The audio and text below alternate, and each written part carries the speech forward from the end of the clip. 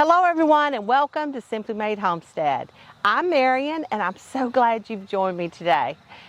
We are in the garden, as you can see, and there are some things I really want to show you and I want to talk to you about as well. We are located in Zone 9 here in Central Florida, and we are trying out a new tomato trellis this year.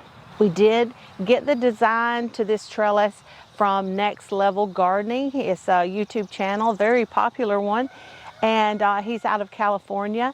I had a comment. I made a post, a little short, about the tomato trellis, and I had a comment saying, too close together. I agree. The tomatoes are much closer together than you would normally plant a tomato, but the way that they are trimmed and handled in comparison is very different. We will have some really good airflow, which was a big attraction for me because we are in a very humid climate, and that airflow we need to be able to move through there. If nothing else, I totally love the look of it, don't you? Now, my husband did do a video on how to build this, so if you want to check that out, I'll be sure to link it for you down below. But the tomato bushes, they are only about a foot apart, which typically when you would plant a tomato bush, you'd plant them about 2 feet apart. But the thing is, we're going to keep all of the suckers trimmed off, and we're just going to go right up this line, and I'm just going to clip it and let it go right up this line. Now, I really feel very good about that. I think it's going to work out beautifully, and the only thing that actually concerns me is the heat of our sun because it gets so hot here. I may have to put some shade cloth over our tomatoes, and I'm willing to do that. I'm excited about having that option and being able to do that. So I do need to purchase some though. So if you know somewhere that it's a really good place to buy shade cloth, a good quality at a good price, please let me know in the comments below, because that is something I need to get, have it in my arsenal, in my gardening arsenal, and ready to go just in case we need it. I want you to see this one big tall one over here? Well, the one thing I also did in growing my tomatoes is the first little set of blooms that came on each one of them, I picked them off so it can concentrate on establishing those roots and to be able to really grow up this line here. And that one over there that was there, this long one right here I used to replace it, I picked the blooms off and literally topped my tomato. I was absolutely sick. It was an Abe Lincoln. But this little guy, I have no idea what it is, but it was growing up in our compost pile. And I thought, well, honey, you are a very nice, strong, big, pretty tomato. So my husband suggested I use it, and that's what I did. I brought it over here and transplanted it just yesterday.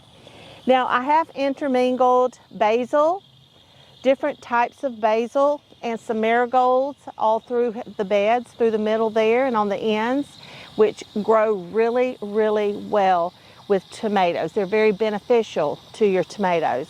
So far so good. It looks great. I watered yesterday. Best way to know if you need to water, stick your finger about 1 inch or 2 down in the soil. That feels nice and moist. I think we're good. But let's move on. I can't wait to show you what else we've got. Now, I want to talk to all of you about growing some food. I am a very hopeful person. Hope is what has gotten me through a whole lot of tough times in my life, and because it's always there, you know. Tomorrow could always be a better day. And even today can be a better day. It's like, how do you wake up? How do you handle challenges? And what's going on in our world right now?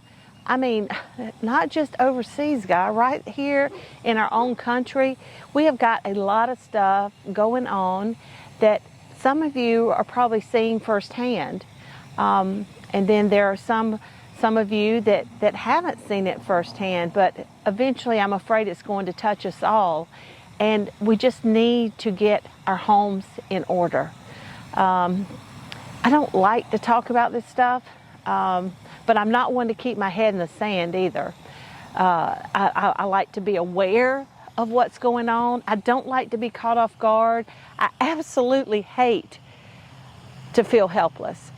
And I don't want you to feel helpless either. So I want to encourage you. I want you to be aware of what is going on in our world, because that is very important. The Bible tells you to watch Jerusalem. The signs are there that will tell us where we are in our times and where we are in Christ returning to this earth. But we also need to realize that it's not always elsewhere. We have fought wars that were elsewhere for such a long time. And but this country, once upon a time, 170 years ago, we had very much had a war, a civil war right here in this country. And it just feels like we're kind of on the verge of another one. And you know, I hope and pray that that does not happen. But we need to get our homes in order. I want to encourage you to grow some food. All right? Think about what kind of things that do you like to eat. Now, this one right here behind us, these are our onions, and I have another big row of them over there.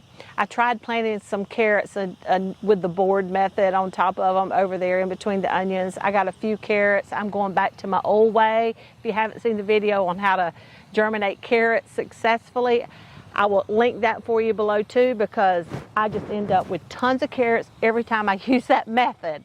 And I'm just not going to try any other ones anymore. I've tried them all, and that's the only one that works the best for me. But back to our onions. The onions, guys, we are in, like I said, hot climate, okay? We don't have like a nice root cellar or anywhere cool to be able to store our stuff. So we bought an extra refrigerator. We found it for $100, used refrigerator.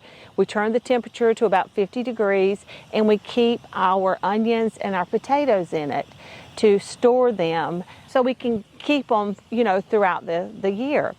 But with the onions, the one thing that I did different, I kept them in there as long as I could so we would have a fresh onion to use. Now, it did not last us a full year. They started getting the outer peeling a little soft, so the last ones I had in there, I had to go ahead and chop up. But what I did with our onions in the very beginning, I chopped up a whole bunch of them, put them on a big sheet pan, flash froze, which means you spread them out in an even layer, nice thin layer, stick them in the freezer, get them frozen. They freeze separate, so they're not all smushed together.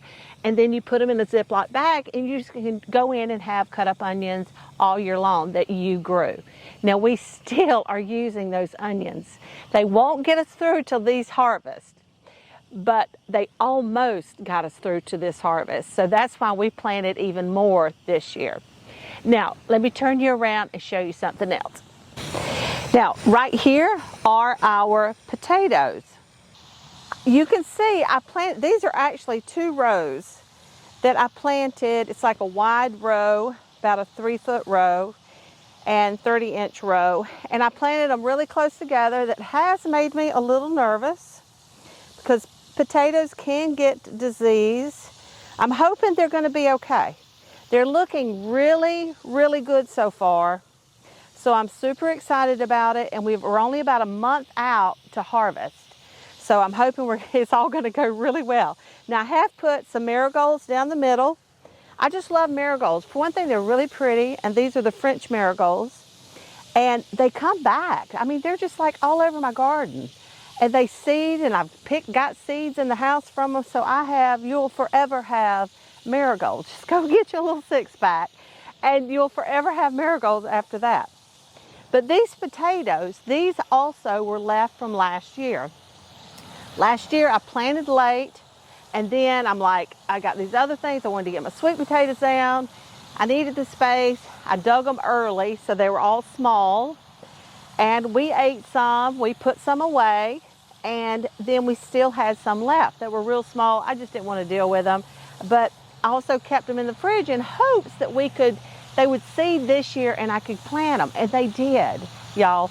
Every bit of this are from potatoes that we kept from last year, have not had to buy a seed potato this year, first time we've ever done this, and came out here and they were so small, y'all, I didn't even cut them. I planted them whole. But these seed potatoes, or these potatoes, became our seed potatoes.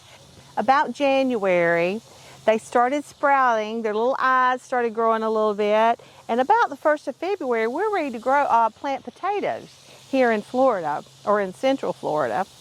And so I just brought them out here, dug a couple of trenches, put the potatoes down, and they have just done absolutely beautiful. I'm so pleased with them.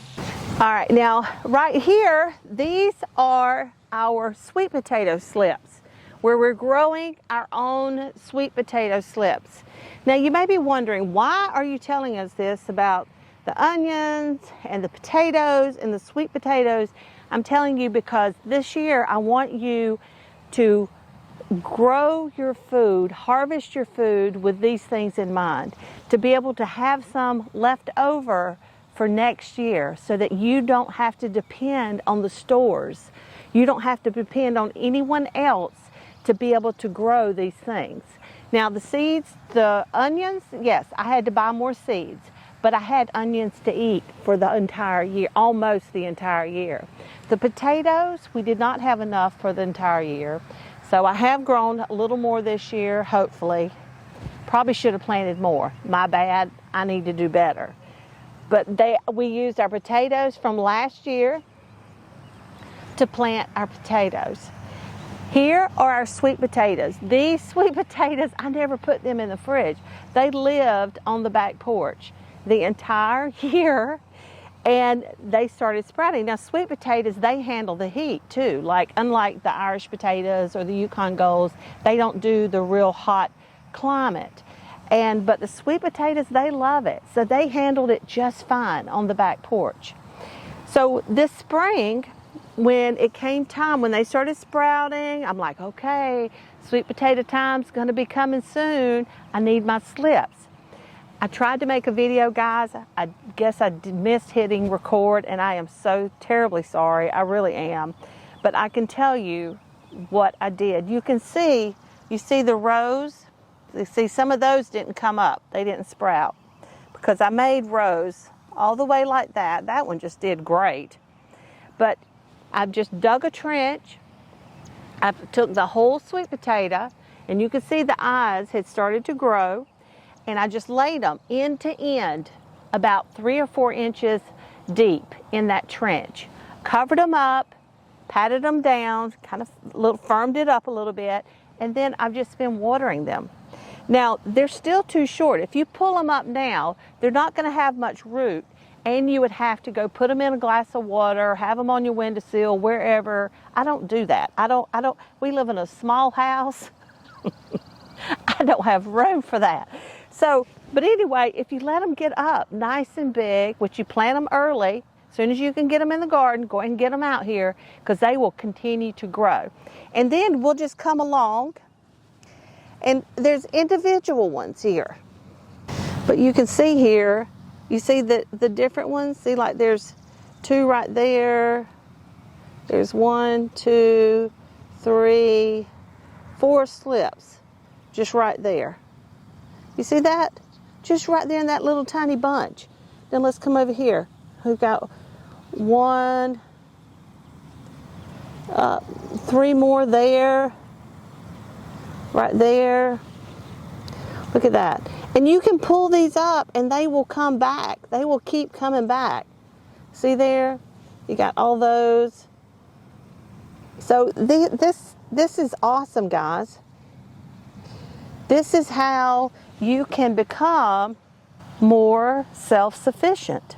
Be able to plant them, have things for next year.